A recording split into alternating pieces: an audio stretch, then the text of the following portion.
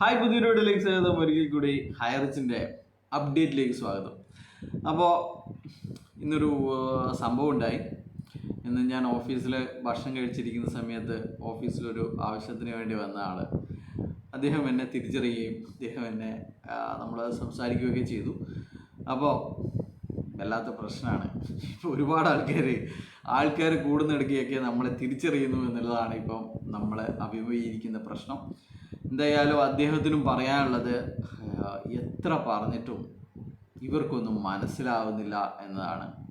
അപ്പോൾ അദ്ദേഹത്തിൻ്റെ ലെവലിൽ ഒരുപാട് പറഞ്ഞു നോക്കിയിട്ടുണ്ടായിരുന്നു അദ്ദേഹത്തിൻ്റെ സുഹൃത്തുക്കളെ ഇതൊരു മണി ചെയിനാണെന്ന്. പക്ഷെങ്കിൽ അവരൊന്നും ഇപ്പോഴും അതൊന്നും സമ്മതിച്ചു തരാൻ തയ്യാറല്ല എന്നും ഇത് ഉടൻ തന്നെ തിരിച്ചു വരുമെന്നുള്ള പ്രാർത്ഥനയിലാണ് അവർ എന്നാണ് അദ്ദേഹം പറഞ്ഞത്. എന്തായാലും നമുക്ക് നമ്മുടെ ഇന്നത്തെ അപ്ഡേറ്റ്സ് നോക്കാം. അപ്പോൾ നമുക്കറിയാം ഈ കമ്പനി പുതുതായിട്ട് വരാൻ വേണ്ടിയിട്ട്, അല്ലെങ്കിൽ ഈ ഇങ്ങനെയൊക്കെ പഠിച്ചവർ കക്കൽ നിർത്തൂലല്ലോ. അതുപോലെ തന്നെയാണ് ഇപ്പോൾ നിങ്ങൾക്കറിയാം ലീഡർമാരൊക്കെ കോടിക്കണക്കിന് രൂപ ഉണ്ടാക്കിയവരാണ്. പക്ഷേങ്കിൽ അതുകൊണ്ടൊന്നും ഇവർ നിർത്താൻ തയ്യാറല്ല.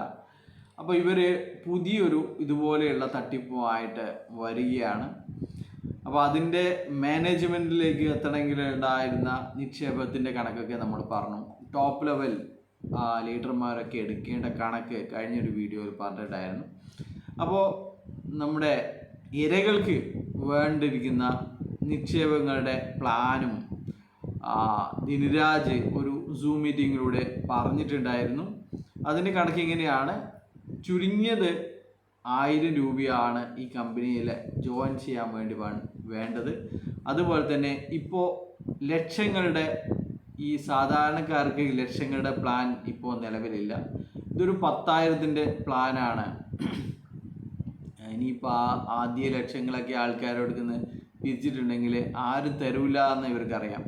അപ്പോൾ അതുകൊണ്ടാണ് 10,000-ൻ്റെ പ്ലാൻ 10 ഇരട്ടിയാണ് ഇവർ വാഗ്ദാനം ചെയ്യുന്നത്. 5 ഇരട്ടിയായിരുന്നു OTTക്ക് നമ്മൾ കണ്ടിരുന്നത്. 5 ലക്ഷം ഇട്ട് കഴിഞ്ഞാൽ 5 ഇരട്ടി 55 ലക്ഷം, 50 ലക്ഷവും 10 ഇരട്ടി. 5 ലക്ഷം ഇട്ട് കഴിഞ്ഞാൽ അതിൻ്റെ 10 ഇരട്ടി 50, പിന്നെ നിങ്ങളിട്ട പൈസയും അങ്ങനെ 55 ആയിരുന്നു. അതേപോലത്തെ ഉള്ള ഒരു പ്ലാനാണ്. 10 ഇരട്ടിയാണ് നിങ്ങളോട് ഇപ്പോൾ കമ്പനി വാഗ്ദാനം ചെയ്യുന്നത്. അപ്പോൾ ഇതിൻ്റെ പ്രവർത്തന മേഖല ഹെഡ് ഓഫീസ് വേണമല്ലോ. അപ്പോൾ ഹെഡ് ഓഫീസ് എന്തായാലും കേരളത്തിൽ അങ്ങനെ ഒരു ഹെഡ് ഓഫീസ് തുറക്കാൻ പറ്റില്ല. എന്ന് വെച്ച് കഴിഞ്ഞാൽ ഈ ഹൈറിച്ചിൽ പൈസ നഷ്ടപ്പെട്ടവരൊക്കെ അവിടെ ചോദിച്ചു വരും ആ ഹെഡ് ഓഫീസിൽ. അപ്പോൾ ഇവർ ഹെഡ് ഓഫീസായിട്ട് തിരഞ്ഞെടുത്തിരിക്കുന്നത് നമ്മുടെ ഝാർഖണ്ഡിൽ ആണ് ഇപ്പോൾ ഇതിൻ്റെ ഹെഡ് ഓഫീസ് തിരഞ്ഞെടുത്തിരിക്കുന്നത്. അപ്പോൾ ഇതിൻ്റെ MD ആയിട്ട് പ്രതാപനല്ല, നമ്മുടെ കണ്ണൂർക്കാരനായ ഫിജീഷാണ് MD ആയിട്ട് ഇവരെല്ലാവരും തന്നെ തിരഞ്ഞെടുത്തിരിക്കുന്നത്. അതുപോലെ തന്നെ CEO ആയിട്ട് ശ്രീനാഥ് പ്രതാപിന് പകരമായിട്ട് വരുന്നത് മുനവറാണ്. മുനവർ കാസർഗോഡ് സ്വദേശിയാണ്. അദ്ദേഹം കോടിക്കണക്കിന് രൂപ ഈ ഹൈറിച്ചിൽ നിന്ന് നിക്ഷേപിച്ച് ലാഭം കൊയ്ത ഒരാളാണ്. അപ്പോൾ ഇതൊക്കെയാണ് അപ്ഡേറ്റ്സ്. അപ്പോൾ നിങ്ങൾക്കറിയാം ഇവരിപ്പോൾ പറയുന്നത് ഒരുപാട് ആൾക്കാർക്ക് പൈസയുടെ ആവശ്യമുണ്ട്. ഒരുപാട് നിക്ഷേപകർ കടത്തിലാണ്, അവർക്ക് ജീവിക്കാൻ നിവൃത്തിയില്ല. അതുകൊണ്ട് നമ്മൾ ഇതുപോലെയുള്ള കമ്പനി തുടങ്ങാൻ നിർബന്ധിതരായിരിക്കുന്നു എന്നുള്ള കാര്യമാണ് പറയുന്നത്. അപ്പോൾ എന്തായാലും ഇതിലും ചേരാൻ ഒരുപാട് ആൾക്കാർ കിട്ടും. ഇപ്പോൾ എന്തായാലും ഈ 5 മാസമായിട്ടും ഇത് തട്ടിപ്പല്ല എന്നും കള്ളക്കേസാണെന്നും പറഞ്ഞ് നടക്കുന്നവർക്ക് വൻ അവസരമാണ്. ഇതിലും പോയിട്ട് തലവെച്ച് കൊടുക്കണം എന്നാണ് പറയാനുള്ളത്.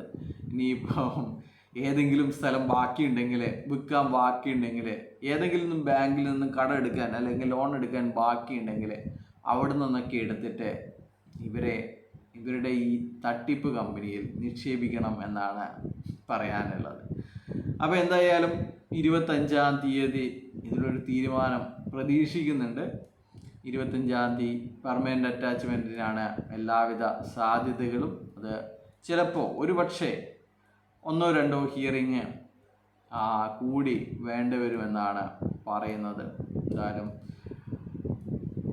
PP ഇതിനെ പൂട്ടുമെന്ന് തന്നെയാണ് നമ്മളെല്ലാവരും, ഈ നിയമത്തിൽ വിശ്വസിക്കുന്നവർ, ഇന്ത്യൻ നീതിന്യായ വ്യവസ്ഥയിൽ വിശ്വസിക്കുന്നവർ, ഇന്ത്യയിലെ നിയമങ്ങളിൽ ഇപ്പോഴും വിശ്വാസം പ്രകടിപ്പിക്കുന്നവരൊക്കെ പറയുന്നത് ഇത് ഒരിക്കലും തിരിച്ചു വരാൻ പറ്റാത്ത രീതിയിലുള്ള തട്ടിപ്പാണ്. ഒരു തരത്തിലും ആർക്കും തന്നെ ഒരു കണ്ണടയ്ക്കാൻ പറ്റാത്ത കാര്യങ്ങളാണ് ഇവർ ഈ 3-4 വർഷമായിട്ട് ചെയ്തുകൊണ്ടിരിക്കുന്നത് എന്നാണ്. അപ്പോൾ നമുക്ക് എക്സാമ്പിൾ പറയുകയാണെങ്കിൽ OTT ഇവർക്ക് നിയമവിരുദ്ധമായിരുന്നു. ഇവർക്ക് അത്തരത്തിലുള്ള ഫണ്ടുകൾ, ബോണ്ടുകൾ ഇറക്കാനോ പണം സ്വീകരിക്കാനോ ഇവർക്ക് അനുമതി ഉണ്ടായിരുന്നില്ല. രണ്ടാമതായി ഡിജിറ്റൽ ID എന്ന് പറയുന്നത് പക്ക മണി ചെയിൻ തന്നെയാണ്. അപ്പോൾ നിങ്ങൾ ചോദിക്കും, ഇത് മാത്രമേ മണി ചെയിനുള്ളൂ, OTT മണി ചെയിൻ അല്ലേ എന്ന്. അത് മണി ചെയിൻ തന്നെയാണ്, എല്ലാം മണി ചെയിൻ തന്നെയാണ്. അപ്പോൾ അതും ഒരു മണി ചെയിനാണ്. അപ്പോൾ ഇതിലൊക്കെ പിന്നെ ഉള്ളത് എന്താണ്? Consignment advance coupon. Consignment advance എന്ന് പറയുന്നത് അതിനും അനുമതി ഇവർക്ക് ലഭിക്കേണ്ടതുണ്ട്. പക്ഷെങ്കിൽ അതൊന്നും അനുമതി ഇല്ലാതെയാണ് ഇവർ ഫ്രാഞ്ചൈസി ഷോപ്പുകളിലൂടെ സാധനങ്ങൾ വാങ്ങാതെ സാധനങ്ങൾ വാങ്ങുന്നതിന് റിഡീം ചെയ്തെടുക്കാൻ വേണ്ടിയിട്ട് ഇവർ കൂപ്പൺ ഇറക്കിയിരിക്കുന്നത്. എന്നാൽ ഇവർ സാധനങ്ങൾ വാങ്ങാറില്ല എന്നുള്ള തെളിവ് ഇവർ തന്നെ കൊടുക്കാറുണ്ട്. ഇവരെല്ലാവരും പറയുന്നത് മാസം 500 രൂപയുടെയെങ്കിലും സാധനങ്ങൾ വാങ്ങണം, എന്നാൽ മാത്രമേ നിങ്ങൾക്ക് മറ്റ് ബെനിഫിറ്റ്സ്, ഇൻകങ്ങൾ കിട്ടുകയുള്ളൂ. ആരും തന്നെ വാങ്ങാറില്ല.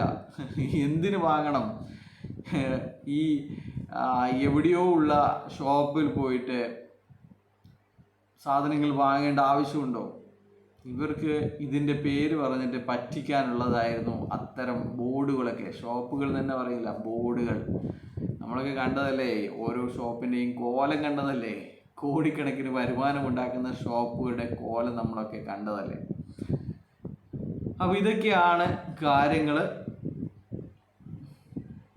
25-ാം തീയതി പെർമനൻ്റ് അറ്റാച്ച്മെൻ്റ് ആണ് പ്രതീക്ഷിക്കുന്നത്. അതുപോലെ തന്നെ ഉടൻ തന്നെ CBIയും കേസ് ഏറ്റെടുക്കുന്നതാണ്. എന്തായാലും EDയുടെ അന്വേഷണം അതിൻ്റെ സൈഡിൻ്റെ കൂടെ പുരോഗമിക്കുന്നുണ്ട് എന്നുള്ള കാര്യങ്ങളും പറയുകയാണ്. അപ്പോൾ ഒരിക്കൽ കൂടി പറയുകയാണ്, ഇത് തിരിച്ചു വരില്ല, നിങ്ങൾ വേറെ പണിയൊക്കെ പോയിക്കോളൂ. ഒരുപാട് ആൾക്കാർ, പാവങ്ങൾ, ഇവരുടെ ഈ കളവും വിശ്വസിച്ച് നിൽക്കുന്നുണ്ട്. അവരോടൊക്കെ എന്ത് പറയാനാണ്? നമ്മൾ എത്ര കാലമായി പറയുന്നു, പക്ഷേങ്കിൽ അവർക്ക് ഇതൊന്നും വിധിച്ചിട്ടില്ല എന്നാണ് പറയുന്നത്. അവരുടെ പണം നഷ്ടപ്പെടാനാണ് വിധി എന്ന് പറയുന്നു. അപ്പോൾ ബൈ.